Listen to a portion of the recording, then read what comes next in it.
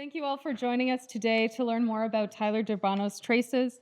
I want to begin by acknowledging that the Art Gallery of Peterborough is located on the Treaty 20 Mississauga territory and in the traditional territory of the Mississauga and Chippewa Nations, collectively known as the Williams Treaties First Nations, which include Curve Lake, Hiawatha, Alderville, Scugog Island, Rama, Beausoleil, and Georgina Island First Nations. Hi.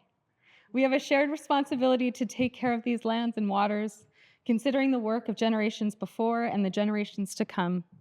I am especially grateful for the Indigenous people who have become friends of mine, sharing their knowledge and trusting me with honesty, whether the truth be gentle or not.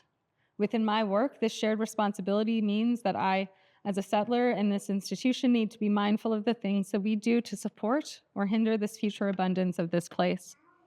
I'm Finn Leach. I'm the curator here. I'm of settler descent, and my family is from a town called Point of Barrel, located along the shores of Georgian Bay, just north of Shawniga.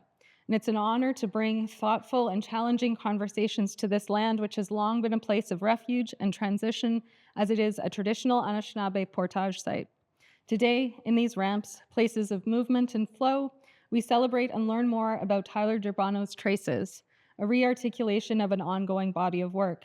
Here, new constellations of drawings and photography stemming from walks charting the cartography of desire paths in search of ephemeral traces of queer life. These images are delicate and vibrant, evocative and enthralling, drawing us near. Tyler Durbano is a queer visual artist and cultural worker based in Barrie, Ontario, on Treaty 16 and 18 territory. They hold a Master of Fine Arts from the University of Western Ontario and undergraduate degrees from Acadia University and NSCAD University. About this work, Francisco Fernando Granados has written, "Queerness, as a way of being in the world, weaves the singularity of desire, pleasure, and grief with social histories. It is an aesthetic disposition, a way of knowing that comes from the senses. Queerness is an open-ended politics that, at its best, moves towards liberation and plurality. It is a lens, a way of seeing and moving. Artists like Tyler and the work like this has a way of opening fissures, of creating places of safety in difference, a quiet and powerful advocacy for queer visibility." Maybe I'll start with where the work started for me. Like Finn was saying, I graduated from Western University in 2018. And, moving back home to Barrie, moving back in with your parents, and kind of trying to find a studio practice again at that point is a little bit daunting. And of course, not like a year and a half or 2 years later, COVID hit. And so any studio space that I had outside of my home was immediately shut down.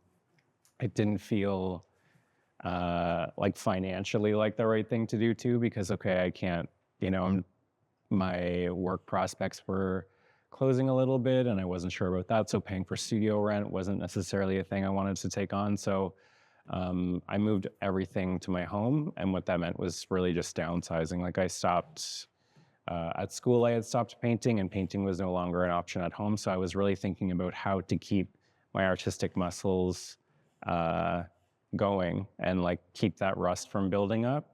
And so I had a drawing table and I just started drawing. And I first started drawing these kind of diaristic daily drawings in a sketchbook with pencil crayons, very immediate, just drawing what was around me and often drawing, my partner or drawing things that I saw. And, thinking about that time, thinking about COVID, there was a lot where on the news, you would hear like stay inside or stay away from other people. And then when the warmer weather came around, everyone was like, okay, get outside and be distant. And so, but there was still a lot of kind of isolation and a lot of, being on your own. And it's funny though, because one of the things I remember at that time listening to the news was this really chance like thing that came up on CBC when they were talking about sexuality on the news, like how when you're supposed to be away from someone, you're not supposed to be close to someone, like how do you practice safe sex during a time when you're supposed to not even be in the same room as a person, right? And so all of these things came up. Like this idea that I was thinking about in grad school and thinking about queer history is this idea of like, what is sexuality in public space and how does that transform public space? And so that, because of the timing of those things, the timing of those conversations, that they were all coming together, that's really where this work was born.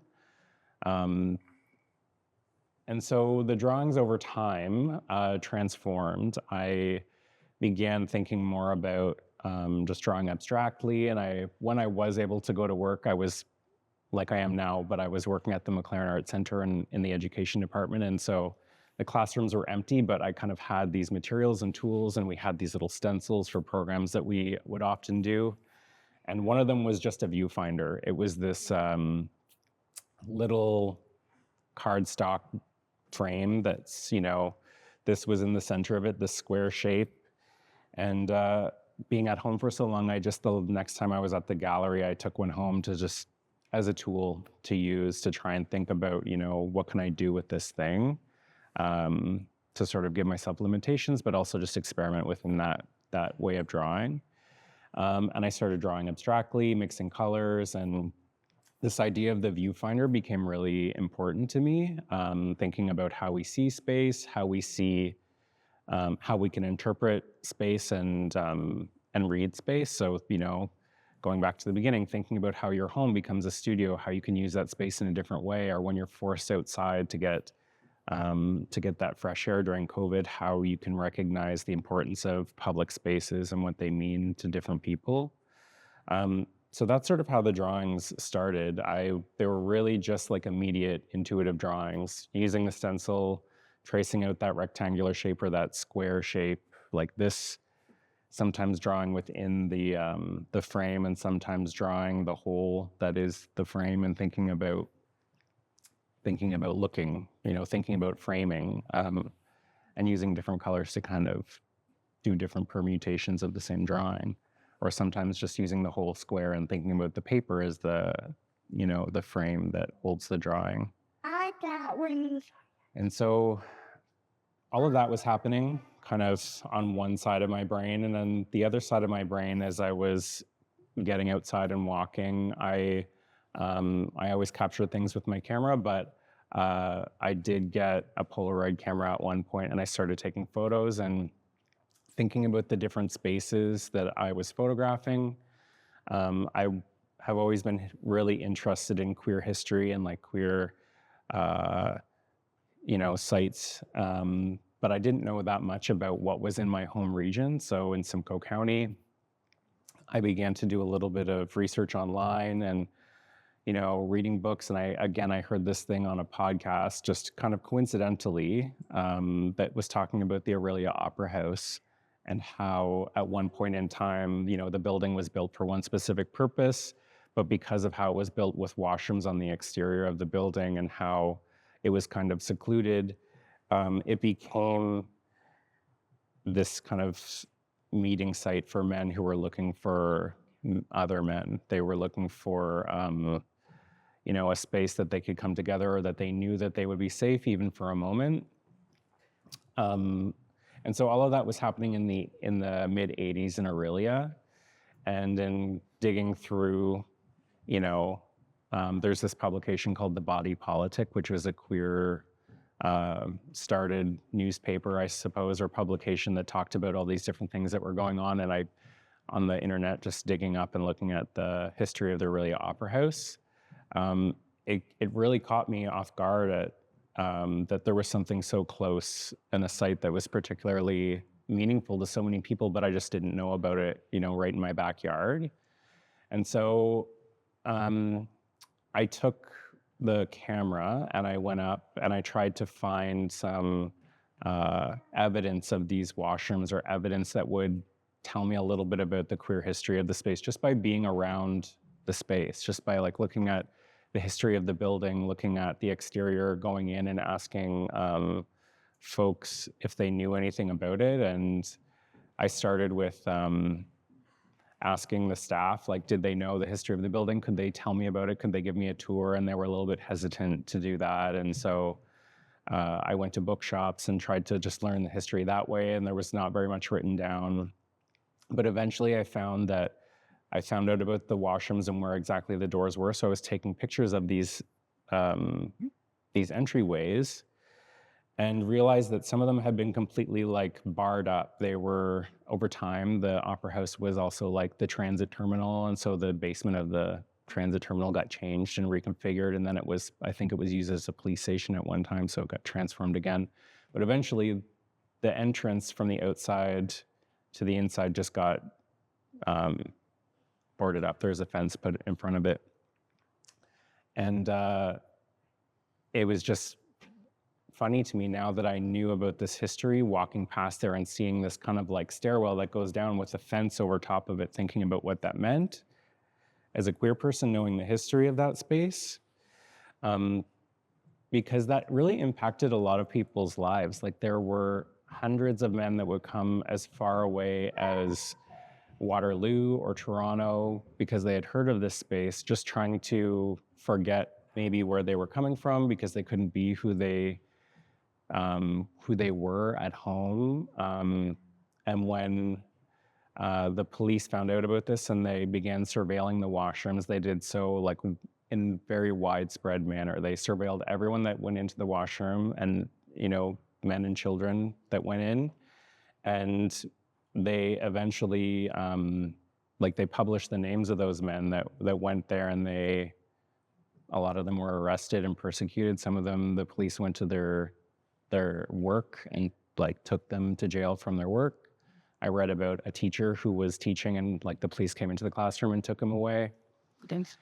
And so I think a lot about that history and how it was still not really talked about. And all of that, the two things happening at the same time in my practice, the drawing and thinking about the idea of a viewfinder and how we look at things, how we look at space, and then using the Polaroid camera, which has the similar shapes, and it also forces you to really look at space and constrain space and think about things through a viewfinder. Those things started to come together for me in that way. And so it was only after really developing the two bodies of work kind of separately that I started thinking about them together. And what Finn said about Francisco Fernando Granados, who's a wonderful curator and artist based out of Toronto, we were talking a lot and thinking about the ways that, like a viewfinder, or the ways that we look at space and how we interpret space shape your work. That's when they really started to enmesh together. So even when I'm making new work, the pieces, they start separately. So I'm often going out, I'm just walking through different areas, mostly in Simcoe County, because that's my home. But, during the summer times when we go camping or, we go on little vacations, I take my camera as well. So there's the Bruce Peninsula and some of these photos as well. The two bodies of work started to come together, all of that said. And so the groupings that you see here, the drawings weren't made by referencing the photos and vice versa. They kind of happen separately, and then they come together through this intuitive process of matching and play and trying to find out how things are speaking to one another. And that sense of intuition, both in the making of the photographs and the making of the drawings, and then the pairing things together, became really important to me. Especially if you think about, the charge that a specific place might have for you, not necessarily a queer space, but if you go into, the church where your parents got married, that place holds something extra and significant for you maybe than someone else. Or, because you can feel kind of something that has happened there in the past, or it might be more significant to you. When I was walking through the landscapes that I walked through, mostly, around Kempenfeld Bay, I was kind of looking, I was just letting myself take in the space and think about, okay, what could have happened here, or what would this site be useful for? Not necessarily in like a sexual way, but in just being open to the possibility that this space, this Um, like I'm just looking here. So this one Polaroid, you can kind of see a bridge, and then there's people at the end of the overpass there. What is that? Like, first of all, can I imagine what that space is used for? It's like, maybe it's a public park, maybe it's the yacht club, maybe it's just like a beach, maybe what is it? But what are the alternate uses of that space? And how does my intuition guide me to think about those different spaces or uses of space? And so intuition became a really important part of this whole process. And it's, while the work itself, the drawings aren't necessarily quite sexual, or the photographs aren't always necessarily imply sexuality, there is a kind of a common thread with the intuition that draws in that aspect of like queer existence. So, as a queer man, when I walk into a room and I often feel kind of isolated, you rely a lot on your senses and to figure out if there are safe people in the room that you can talk to or that you can identify with, even if it's just through a look or through a stance or something like that. Those same sort of feelings go into the drawing. So and the photographs. So if I feel, when I'm working on a drawing, that one specific motion calls on the next, or one sort of necessitates the next, that's sort of how they came about. Yeah, I feel like I've been talking a lot at you. So if you have any questions, please feel free to just raise your hand or ask away.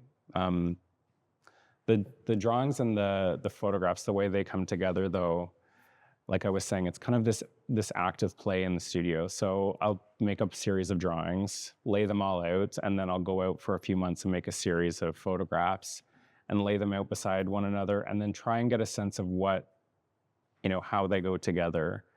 Why does this, this colorful drawing where all of the things are sort of flowing towards the center of the drawing, why does that necessarily pair with this shed here? Or why does it pair with this, name that I found in the sidewalk? And sometimes it's formal, sometimes it's like color pairs with color, and I see that they kind of are talking to one another, and sometimes it's shape, or sometimes it's just purely, they feel there's something in it that I intuitively think that they go together. And sometimes they don't have any matches. And most of the time when I show these works, they get mixed up. So all of the arrangements that you see here, they're not set in stone. If I was to show this work again, I would change it up and switch them up again. And as the bodies of work grow, there's more combinations and there's more connections that are made, which I find really interesting. Yeah. I'm always so curious or interested, I guess, when artists talk about intuition, because it's such a difficult thing to talk about, right? And I always want to ask, like, tell me more about intuition, but it's so unfair, because how do you articulate it? It's so rooted in feeling, right? But I think some stuff for me that that became more and more apparent as I spent more and more time with this work is the subtlety of like the different paper color choices, and like even like the Polaroid frames have slightly different colors. And I know for sure that you thought so carefully about how to physically install these works. And so there's so much care that's gone into like pretty much every level of this. Thanks. I think there is a lot of care that goes into it when the work is being made, and a lot of it is left up to chance too. And I think that's kind of the beauty of showing this type of work, showing Polaroid photography and making Polaroids. Polaroids originated at a specific time. They have a connection to a specific time.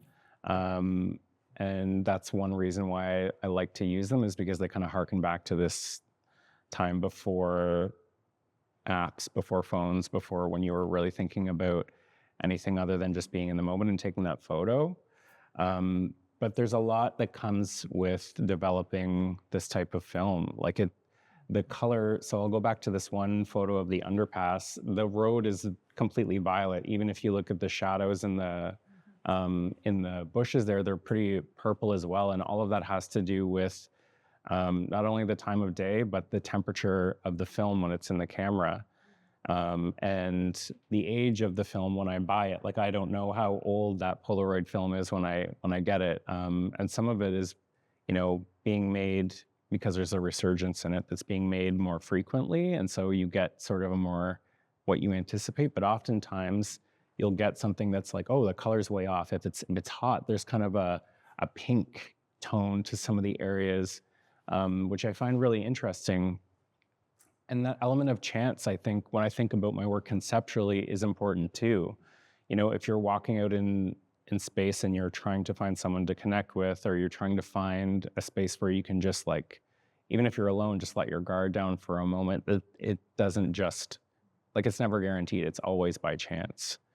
It's by chance that you meet your partner. It's by chance that you, oftentimes it's by chance you meet your partner or those that you connect with at school or something like that. So I think leaving it up to chance, it sounds contradictory, but it is intuitive, or not intuitive, it is intentional.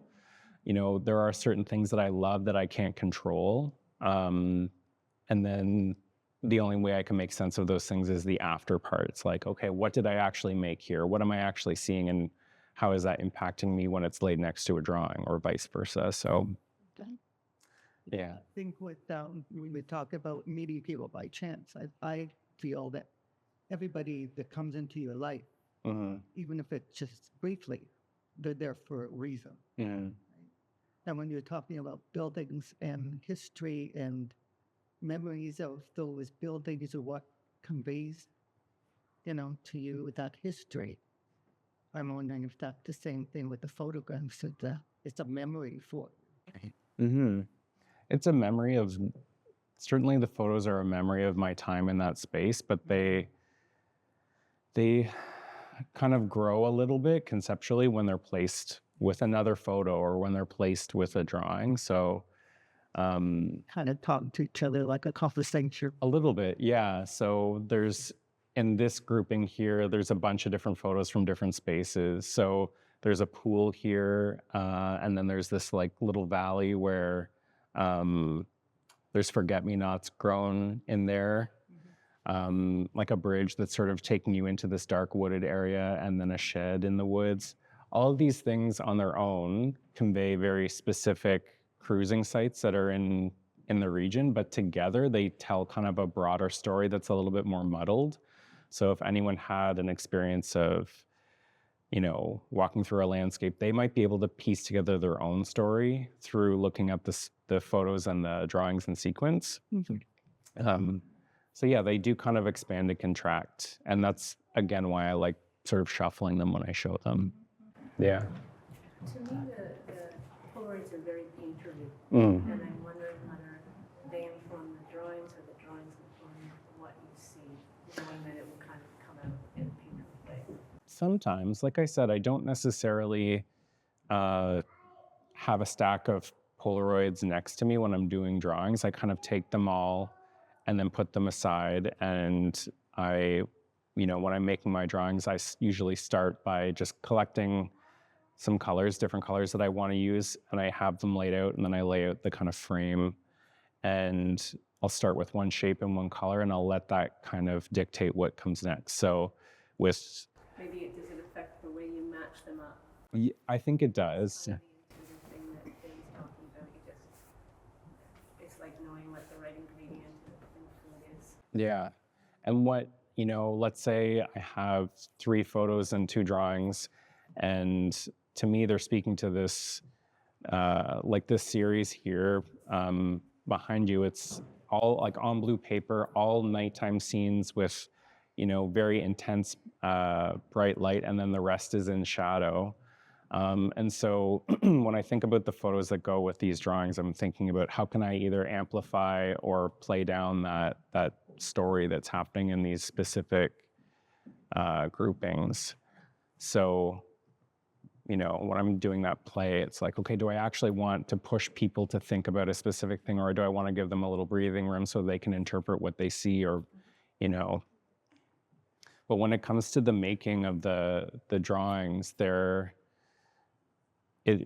intuitive process that I talk about is really like one thing guides the next. So I'll go back to this one because it has a lot of different texture, but if you look closely, there's this kind of hard edge on the teal here that goes into a very soft yellow. And then because the yellow was so soft initially, I'm thinking like, maybe I really want something hard and dark next to it to give me contrast. And then I'm thinking about like the jagged edge here, and then how can I make it soft? So it's often this like, how can I fully balance out what I'm doing? How can I make a reaction to what came before? And how is, all of these parts of the drawing, how can it actually tell me what the rest of the drawing should hold?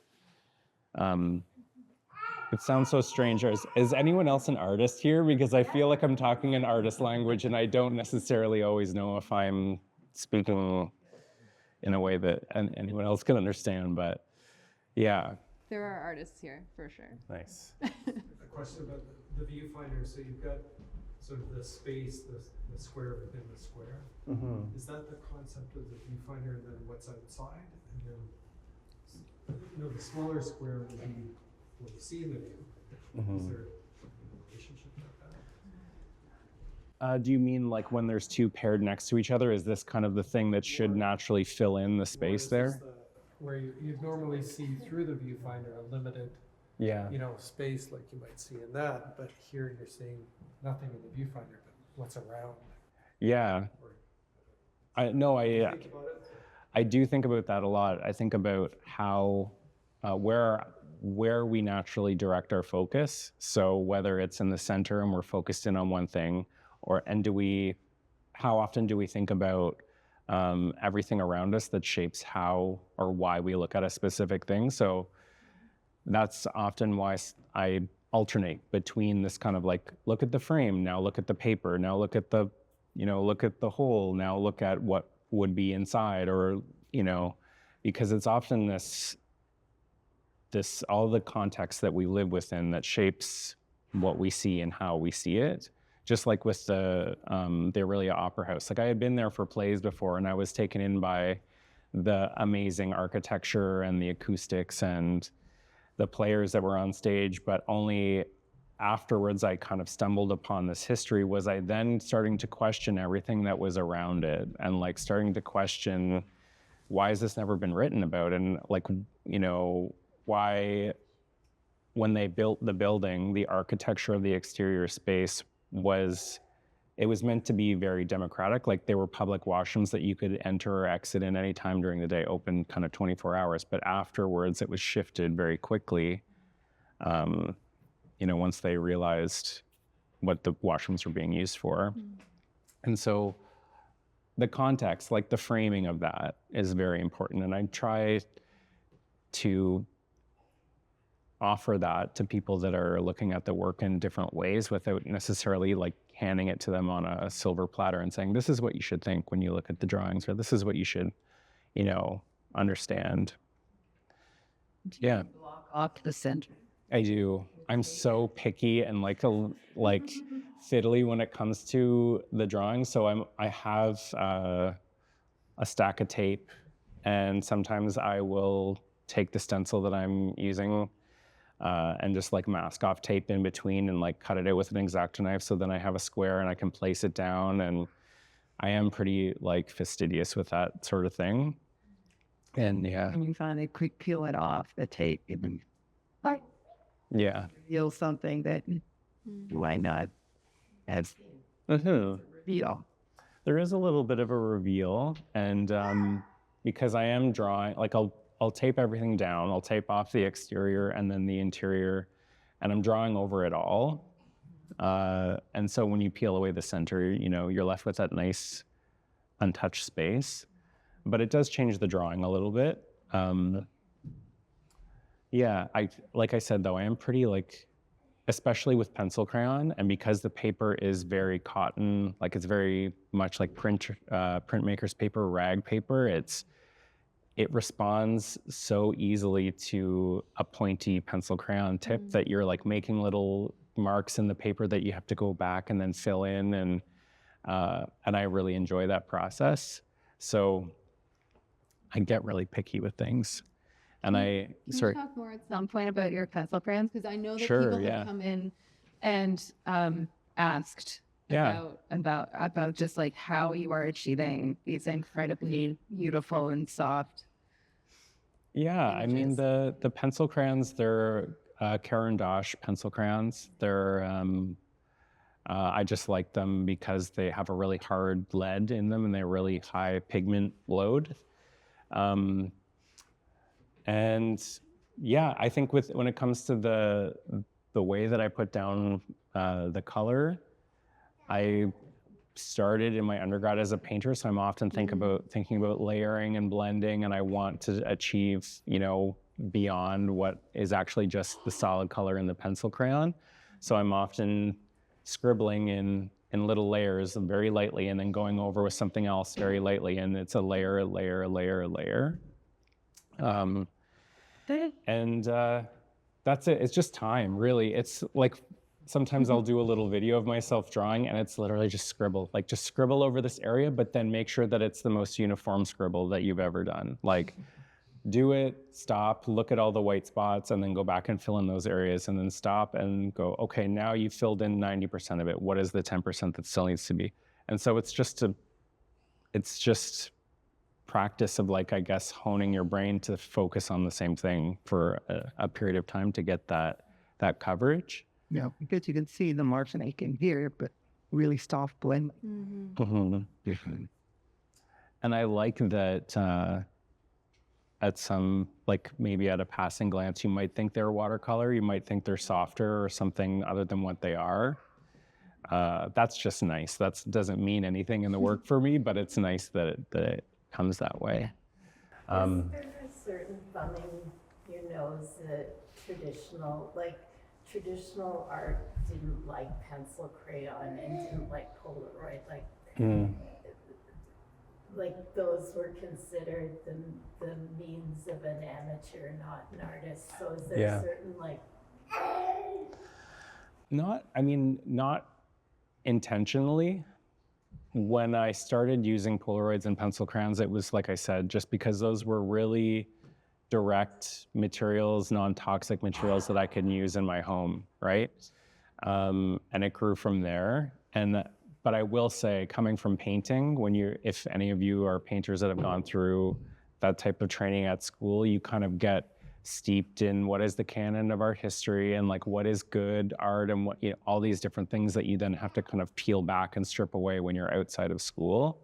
So getting into pencil crayon was hard because I was like, this doesn't feel like enough. It doesn't feel like rich enough. It doesn't feel like anyone's going to take this seriously. But when you get into something, you kind of make it what you want it to be. And for me, that pickiness, that really fastidious nature that I have in myself, in particular nature, when paired with the pencil crayons, this is kind of what came out. And well, we were just at Michael 2 days ago, and that first gallery has all those pencil crayon and felt tip markers that the Inuit did up north. Yeah. Because it was so readily available. You don't have to worry about where am I going to get the paint and all that. Yeah. And some of them are like huge pieces. Yeah. All done in pencil crayon. And they're phenomenal. They are phenomenal, yeah. It's there's a real, like I said, there's a real immediacy to pencil crayon too, and it can help tell a story, and it can help obscure as well, which I really like. Yeah. I'm interested in, I'm noticing a relationship between constraint and whatever the opposite of constraint is, right? Like, so this work to me, I hear, grew out of constraint, like COVID constraint. Even the queer spaces, the constraints of where men can find each other. So, you know, what materials you have available, like all these constraints, and you just started working. But then on the other side is the intuition that Finn acknowledged, and is then your intuition is like free and flowing and making connections. And I'm really interested in that relationship. And how do we live, like what is the relationship between the constraints in which we live and the freedom of our intuition? Can you speak to anything about that, how the relationship manifests for you? I mean, in terms of the constraint, when I started doing these styles of drawings, it was about the stencil. It was like, what can I do with the limited colors that I have that come in the pencil crayon box set and this particular square shape, you know? And sometimes the best things are born out of that limitation, because you really have to sit down and think, okay, I just did this, what else can I do? Or this worked last time, how can I play it up, but still not really move outside or give myself access to every, you know, tool that I could use. So there is an element of constraint that is it's nice to work with in a way, because when you just sit down at a white piece of paper and you're like, I can do anything. I can use paint, I can, you know, ink, whatever. I can do whatever I want with this. It kind of freaks you out a little bit. It's, you know, well, maybe it's just me, but those thousands and thousands of options actually stop me from doing anything. So if I know how to start and it's with the stencil, then I have a way in and I move that way. And then that, you know, you'll notice some of the drawings are all, like they're not all just squares on squares with squares. Some of them are rounds and some of them have these kind of like a little amorphous or explosion shapes in the middle. And that just came out of wanting to push just a little bit further and thinking about different ways, like different modes of perception. And then down towards the bottom of the ramp where Celeste is, there's one drawing that's a square and it has a circle pulled out of the center. And then there's you know, the mirror image of it on the other side. And that just, you know, when that happened, I was like, oh, there's this shape of the moon there, or like a full moon or something like that. And so I began thinking about what other things I could put in the center of the stencil and how that symbology would add a layer of meaning to the drawings. And so for that one, I was thinking afterwards, I was thinking a lot about the moon and this idea of like being in space at night, or when you think about the moon, I think about feminine energy versus the sun being like masculine energy, and the binaries there. So yeah, all of that kind of came out of the structured nature of the stencil, of starting in the same place with these rigid rules. Yeah. And how do you transition from that, or let the intuition enter into that constraint? Or how do you, tell me about your relationship between those two. Do you keep them separate? Do you let them intermingle? How does that play out for you? How do I think about intuition within that constraint? So for me, with the drawings in particular, it is about like letting, like I said, the last step inform the next step. So what am I actually feeling needs to come next to make this feel complete? And there's a lot more drawings that did not make it into this exhibition just because I guess the intuition didn't lead me to something that I really like. But yeah, for me, that's where it is in the making of the drawings. It's allowing myself to kind of think about, okay, what actually needs to come next, and then sometimes not thinking at all, just letting your body kind of kick into making. Do you have a question, Claire? Yeah, I'm talking about, I mean, maybe it's because we went to school together, but you're talking about this, like, when you're painting, you're steeped in this history or whatever, and it can be, like, oppressive, right? And I look at these, and I can't think of other artists, like, they don't look like anything I know, which is so rare in today's world, is so amazing.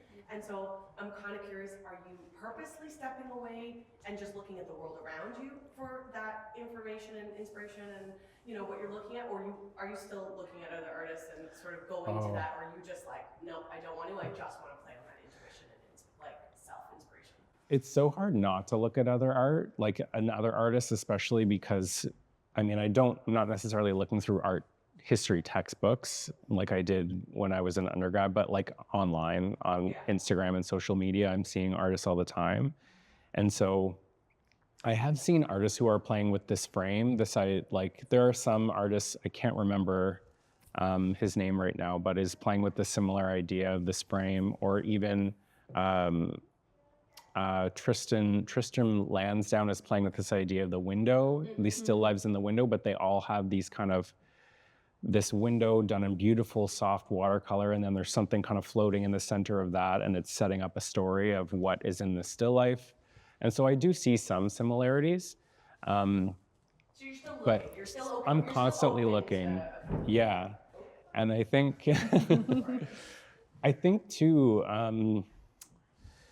there was, working in this way, I was always a representational painter. Like I could never get into abstraction. I couldn't find a way in. And so part of this during COVID was just like, I need to just actually do something with my body to keep my muscles, my artistic muscles from seizing up, or else I'm gonna, like I did that with painting, and now it's really hard to start a painting. Like I just feel, I can't get that connection between my head and my hand back yet. So this was an attempt to just not lose that connection, and it got to a point where I was like, I'm just gonna draw anything. Like I'm just gonna do a shape, just do a color, just do a texture. And then once I got past that, like I'm not an abstract artist feeling, things started to come together, and I started making more of this work, and I got into like, okay, this feels like something I could look at for a long period of time, and something I could take something from. So. So you've done circles and squares, and now there's a triangle. Yeah. So Which is, that piece stands out, it's being quite different from the other one. It's more almost figurative. I read it that way too. And that one, maybe more than the others, because of the triangle. Like the triangle, especially when you think about, or when you read about queer symbology, the triangle, this, usually it's an upside down triangle with that, the pink is a queer symbol. And so I wanted to, as I was making these stencils, sort of incorporate different shapes and symbols that people might be able to read into in one way or the other. But that one in particular, because of the two photographs beside it, there's this, there's a public washroom there with a tree in front of it, and it has this slanted roof that has the peak like a triangle. And then on the left, there's this church in Barrie, this gigantic church that had a pink cast on it because of an illuminated sign at night. And so to me, the symbol of the triangle, like the Father, Son, the Holy Spirit, the kind of the triad, and then this idea of queerness and places of worship kind of came together really hard for me. And so that to me has a really strong story to it. It has, I don't know if I could break those three apart. It'd probably be easier to add to that story. There's a lot of stuff going on there. So Around the inside of the board? No, okay, so these, again, going back to chance, all the colored Polaroids, you can buy that. That's the new film now. You can just buy a film that has different colors, but because it's all undeveloped film, you have to shove it in your camera. You don't know what colors you have in the film. And so you just take the photo and then you get the frame that you get. And that really, the chance of that being pink and then pairing it with that other, that, sometimes these little moments just happen. And sometimes they often inform how they get paired together. So up here, I did this drawing first, and shortly after I took this silhouetted photo of myself. And then as I was taking these silhouetted photos of myself in different landscapes, one with a green frame came out, and I was like, it fits so well with this one, whereas this before kind of looked like a potato, or it looked like a flock of birds or something like that in that murmuration. Now, because of that green frame, I can see kind of the shape or figure of someone, like just with their hip is at rest. And so that's how those came together. And so, yeah, sometimes the colors they tell you where the photos should go, what drawings they should go to. So, yeah.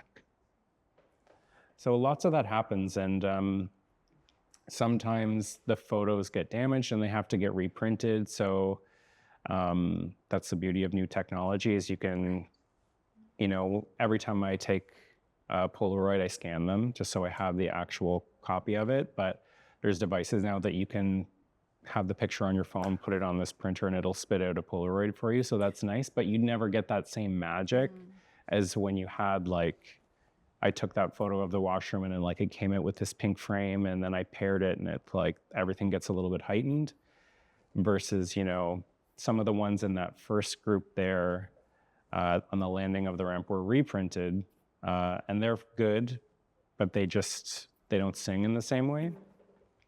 So yeah, again, I guess I'm happy that you brought that up, both of you, because it teases out this way that chance kind of pulls together the ways that the drawings and the Polaroids come together.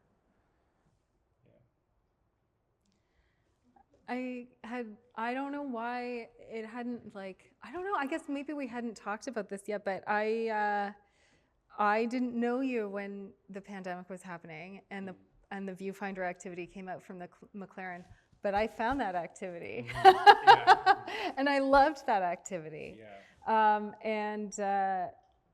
Yeah, I mean, so there's that, and then when I found out about your work, it was also through the lens of Francisco's curation, whom I've known for years and who's shown here. So it's I guess fun to know that there's this sort of network or constellation of past connections that we've had too before that foregrounded this show being here. And Francisco Fernando Granados is, like I said, lovely, incredibly intelligent curator, artist, wonderful human being, but he's thinking so much about what it means to make queer abstraction. Yeah.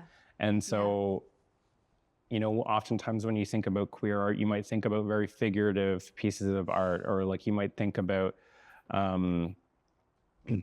don't know, anything that has the male figure in it, or Catherine Opie's photographs or something like that, but there's this other section of art that is non-figurative, or that deals with queer experience in a way that removes a body from being the very first thing that you think about. So if you think about, Felix Gonzalez Torres's sculptural installations where he deals with the loss of his partner, and there's a pile of candy in the corner of a gallery where you can go and take, and everyone's invited to take a piece, and slowly that pile of candy gets, dissipated and withered away, just like someone who is living with AIDS was slowly, their partner was slowly losing them, right? It's a way of talking about a queer experience without necessarily showing a body. And so all of that Francisco Fernando is thinking about when he's doing his writing and his curating. And he's been thinking a lot about, what is queer abstraction when it comes to a drawing, when it comes to this type of color or shape, or what makes it inherently queer, The show, I think it was here, and then it traveled, where he was with Jack Bush, where he put his digital drawings next to Jack Bush, and all of a sudden you have a completely different reading of the Jack Bush paintings.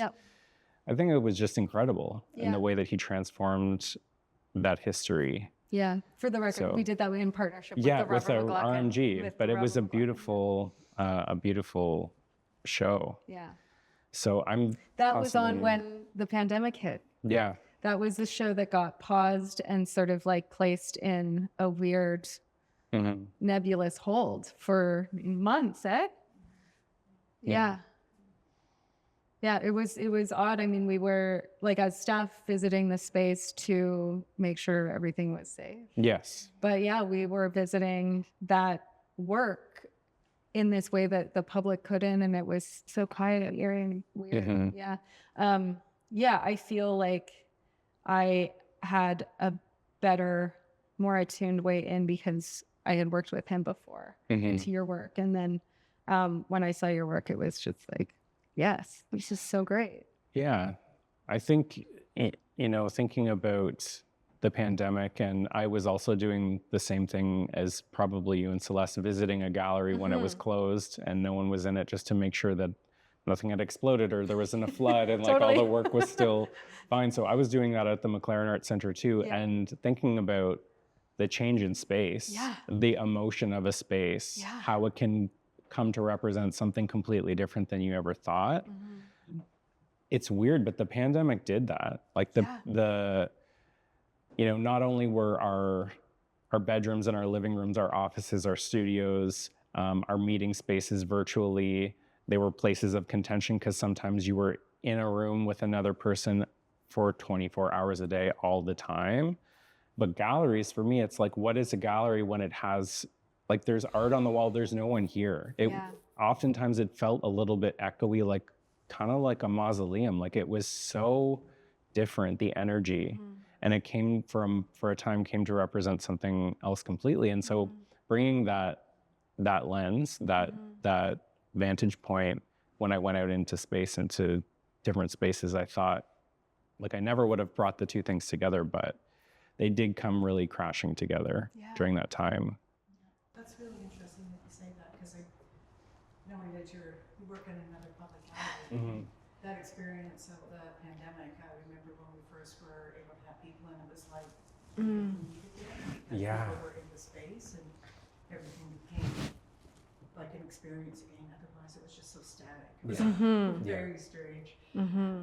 But also just thinking about galleries as public space, showing personal perspectives, private perspectives of the artist. And the experience that we hold as administrators in the art world, you know, bringing that forward in different ways with artists like yourself is just such an interesting phenomena. And I think this kind of highlights that experience in this layered way, you know, what the public sphere is like for being able to see and discuss the art making process with an artist. So, Thinking about this work, and then also working at a public institution has really got me thinking about how do we use public space, how do we use public buildings, and you know, the McLaren, I'll just speak about, because it's where I spend most of my time, and it's a downtown gallery. It's open to everyone and it's free. Sometimes it is used as an art gallery, sometimes it's not. Sometimes it's like people come in because they're too cold to be on the street. Sometimes people come in because they're meeting and they're having a separate business meeting. They're not really interested in the art. So there's all these different ways to view that space that are useful and can be productive and can be sometimes jarring to what others might encounter or expect in that space.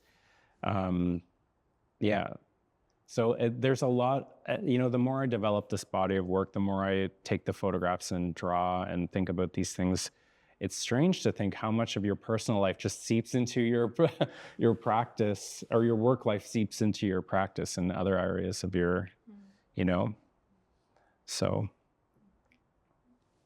but thank you all for being here and all of these wonderful questions and for taking the time to look at the work. And I hope you enjoyed it.